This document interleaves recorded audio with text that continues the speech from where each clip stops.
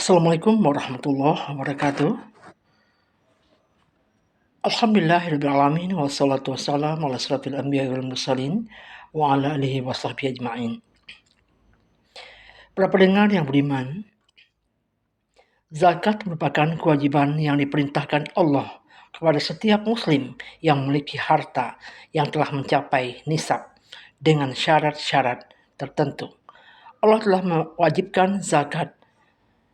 Allah berfirman dalam Al-Quran, Bismillahirrahmanirrahim. Khudh min amwalihim sadaqatan tutahhiruhum wa tuzakkihim biha. Yang artinya, ambillah zakat dari sebagian harta mereka yang dengan zakat itu kamu membersihkan dan mensucikan mereka. Taubah ayat 103. Kemudian Allah berfirman dalam surah Al-Baqarah ayat 267. A'udzubillahi minasyaitonir rajim. Bismillahirrahmanirrahim. Ya ayyuhallazina amanu anfiqu min thayyibati ma kasabtum wa mimma akhrajna lakum minal ardi. Hai orang-orang yang beriman, nafkahkanlah di jalan Allah sebagian dari hasil usahamu yang baik-baik dan sebagian dari apa yang kami keluarkan dari bumi untukmu.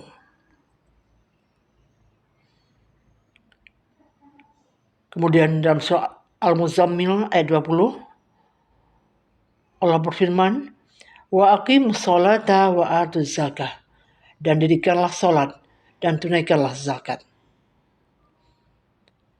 Kemudian Rasulullah SAW bersabda, Islam dibangun di atas 5 perkara. Bersaksi bahwa tiada Tuhan yang berhak disembah melainkan Allah dan bahwa Muhammad adalah utusan Allah. Mendirikan sholat, menunaikan zakat, melaksanakan haji ke Baitullah, dan menjalankan puasa di dalam bulan Ramadan. Kemudian Rasulullah bersabda, aku diperintahkan untuk memerangi manusia sampai mereka bersaksi bahwa tidak ada Tuhan yang berhak disembah melainkan Allah dan bahwa Muhammad adalah utusan Allah. Mereka mendirikan sholat, menunaikan zakat. Jika mereka melaksanakan hal-hal tersebut, maka mereka menjaga darah dan harta mereka dariku, kecuali dengan sebab hak Islam dan penghisaban atas mereka diserahkan kepada Allah.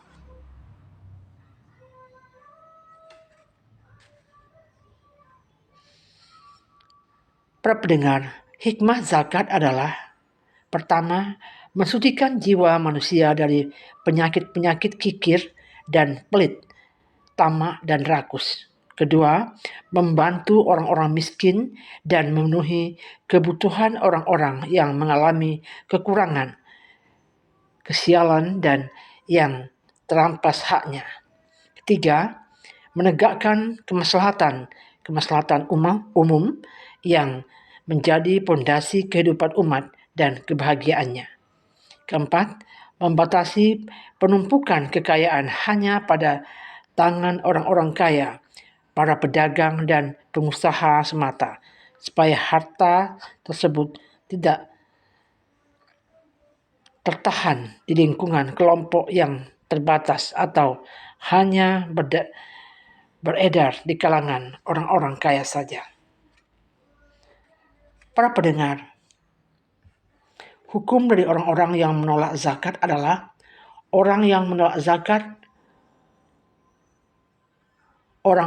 membayar zakat karena mengingkari kewajibannya adalah kafir, sedangkan orang-orang yang menolak membayarkannya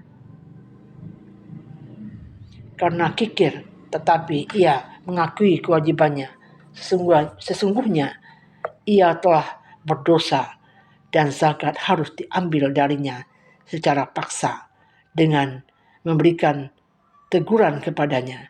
Jika ia membangkang, tidak mau membayarkan zakat, perangilah ia sampai tunduk pada perintah Allah dan menunaikan zakat. Hal ini berdasarkan firman Allah.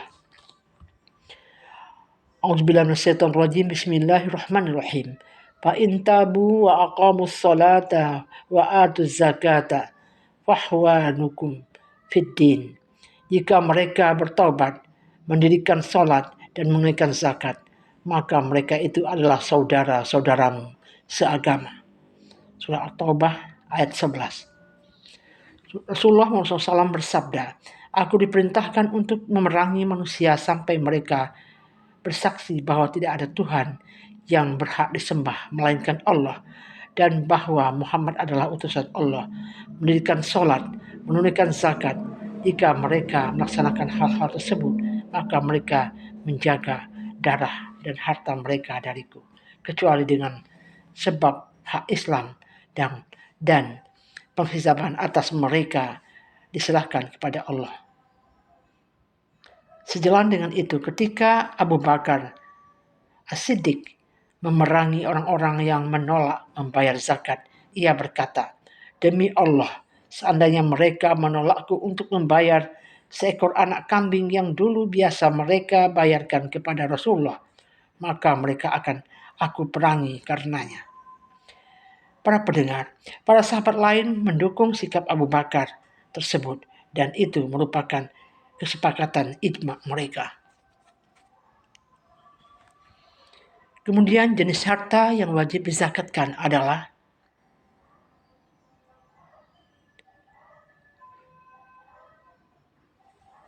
satu, 2 logam mulia, emas dan perak.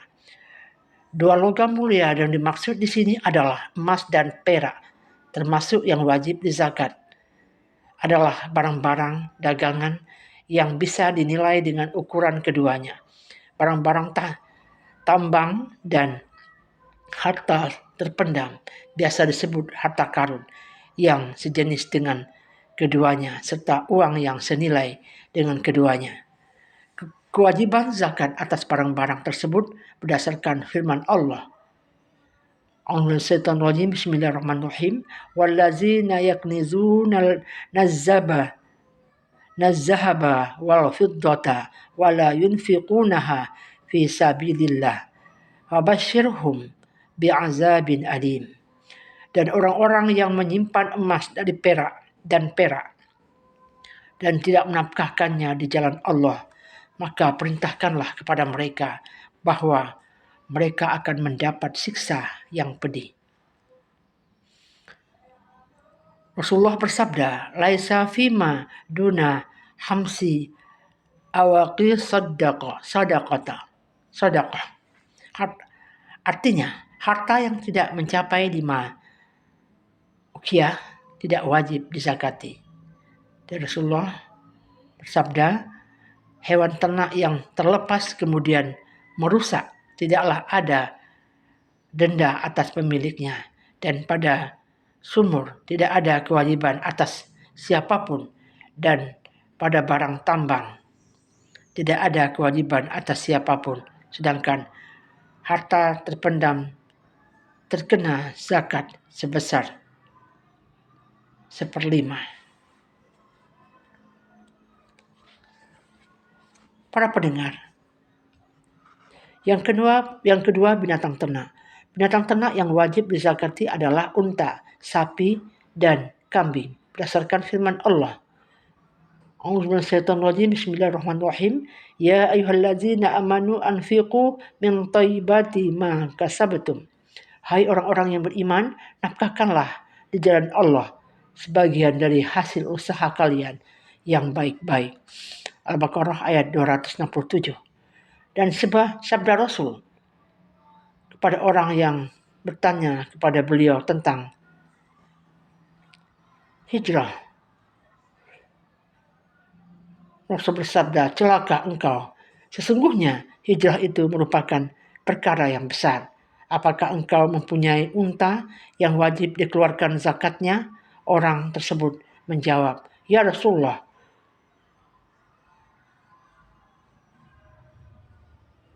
Rasulullah bersabda, "Bekerjalah walaupun dari belakang kota, karena sesungguhnya Allah tidak akan mengurangi sedikit pun dari perbuatanmu. Kemudian Rasulullah bersabda, dan demi zat yang tidak ada Tuhan yang berhak disembah melainkan Dia, tidaklah seseorang yang memiliki unta, sapi, dan kambing, tetapi ia tidak mengeluarkan zakatnya, maka akan datang kepadanya pada hari kiamat hewan yang lebih besar dan lebih gemuk dari yang dimilikinya di dunia, yang menginjak-injaknya dengan telapak kakinya dan menanduknya dengan tanduk-tanduknya. Dan setiap kali hewan yang terakhir telah melewatinya, maka hewan pertama kembali lagi kepadanya, menginjak dan menanduknya hingga keadilan ditegakkan di antara manusia. Kemudian yang ketiga, buah-buahan dan biji-bijian. Biji-bijian adalah setiap barang simpanan yang dapat dimakan dari jenis gandum, kacang tanah, kacang putih Arab, kacang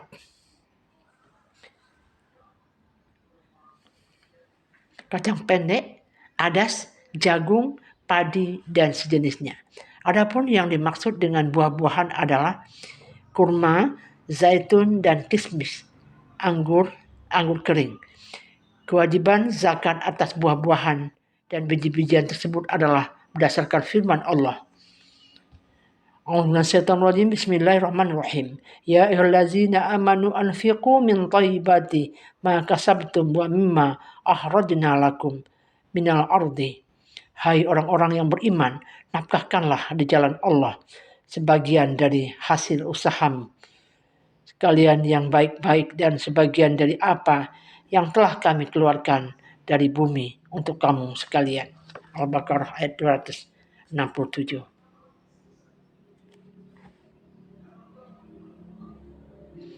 Kemudian Rasulullah bersabda, wa atu haqqahu yauma hasadihi, dan tunaikanlah haknya di hari memetik hasilnya dengan dikeluarkan zakatnya. An-Naml ayat 41.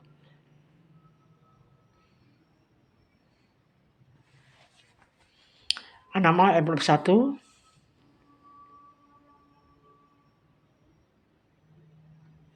Kemudian Rasulullah bersabda, laisa fima duna hamsati ausuqi sadaqatun.